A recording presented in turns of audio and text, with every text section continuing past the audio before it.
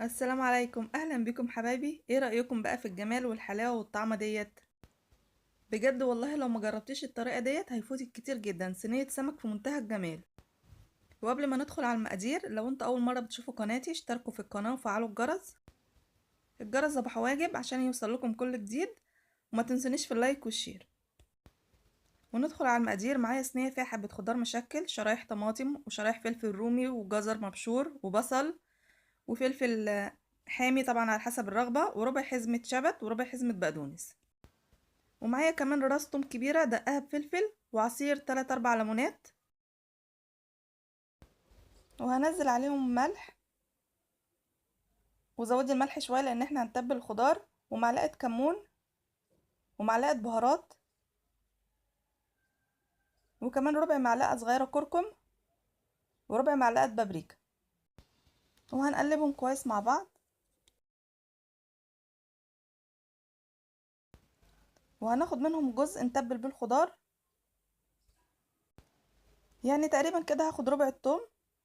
معايا بقى الفلفل الحامي دوت هقطعه. وطبعا لو مش بتحب الحامي مفيش مشكلة خالص، استغنى عنه، كفاية الفلفل الرومي. هشيل الفلفل الصغير دوت عشان خاطر هزين بيه في الاخر. وقلب الخضار دوت كله كويس واتاكد ان هو شرب من التتبيله. شايفين ما شاء الله الالوان جميله ازاي وتفتح النفس. هنظبطها كويس ونفردها عشان هي دي اللي احنا هنرص عليها السمك.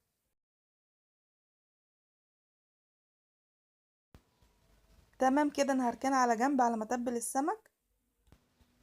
طبعا جبت السمك وغسلته كويس جدا. ده سمك مكاريل نمرة 1 اللي هو بيتقال عليه مكاريل كريستال. خدي بالك عشان في انواع تانية كده ما بتكونش حلوة، بتكون زفرة جدا لما بتعمليها. وهتبل السمكة كويس جدا من بطنها، والفتحات اللي احنا عاملينها بالسكينة دي كمان هدخل فيها الحشوة.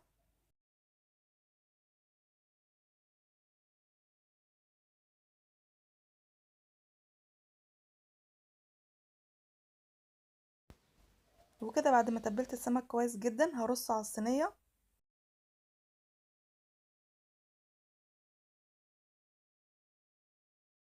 خلصنا كده وصينية السمك جاهزة معانا. لا لسه ما خلصتش، هنعمل كمان حركة هتفرق جدا في طعم السمك.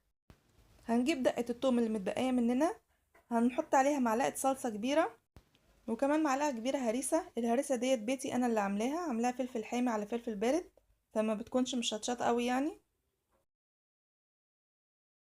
وهضيف على التتبيلة الحلوة ديت حوالي 3 معالق زيت نباتي،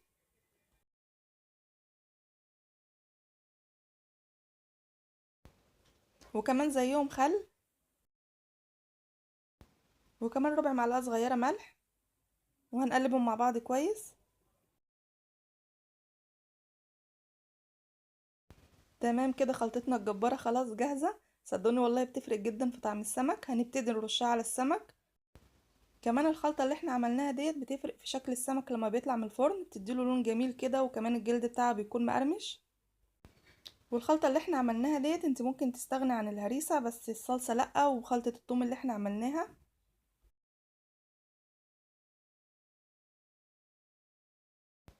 اقسم بالله ما قادرة اوصف لكم ريحة البهارات مع الخضار مع الليمون، كله عامل شغل جميل جدا. الريحة طالعة تحفة. ان شاء الله هتجربوها هتعجبكم.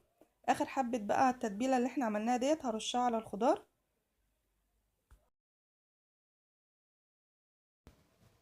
هنزينها بقى بالفلفل الجميل دوت. هي كده خلاص جاهزة معانا. هدخلها الفرن لمدة نص ساعة. وطبعا كنت سايبة الفرن يسخن. وكده ما شاء الله بعد ما خرجت من الفرن قعدت حوالي نص ساعة، محتاجتش والله ان انا اشغل الشواية زي ما انتوا شايفين. الوش بتاعها مقرمش وجميل جدا. يا رب الفيديو يكون عجبكم، واشوفكم على خير ان شاء الله في الفيديو الجاي، والسلام عليكم. ما تنسوناش بقى في اللايك قبل ما تخرجوا.